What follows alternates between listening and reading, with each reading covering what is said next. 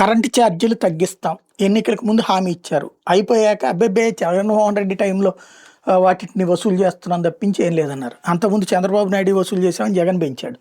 జగన్ పెంచిందని ఇప్పుడు అన్నారు. ఇప్పుడు లెక్క ఏం చెప్తున్నారు? ₹5.10 జగన్ టైంలో పడింది సగటున. మేము ₹4.90కే ఇస్తున్నాం అంటున్నారు. అది కూడా ఈ నెల, ఈ 2-3 నెలల నుంచి. ఏది అది కూడా ట్రూ డౌన్ చెయ్యమని ముందే ఎక్కువ వసూలు చేశారు. అది వెనక్కి తీసుకోమని చెప్తే ఆదేశాలు ఇచ్చాక నడుస్తుంది. ఇంకో 10 పైసలు పెంచాల్సిన దానికి కూడా అదే తగ్గించమనే చెప్పింది ఈఆర్సీ. అదే తగ్గిస్తున్నారు. కాకపోతే బిల్లు మీద మొన్ననే నేను వివరంగా చెప్పా. పాత సర్దుబాట్ల పేరుతో ఇప్పటికి కూడా 3-4 రకాలు వసూలు చేస్తున్నారు. అట్లాగే అదనపు సుంకాలు వసూలు చేస్తున్నారు. ఇవన్నిటిని ఏంటో ముందు చెక్ చేసుకోండి. మొన్న నేను లెక్కలతో సహా చెప్పా. ₹5,500 బిల్లు అయితే ₹7,500 వసూలు చేస్తున్నారు. దాంట్లో ఇవి వేశారు, ఏ డేట్లతో ఏమేశారు అన్నటువంటిది కూడా.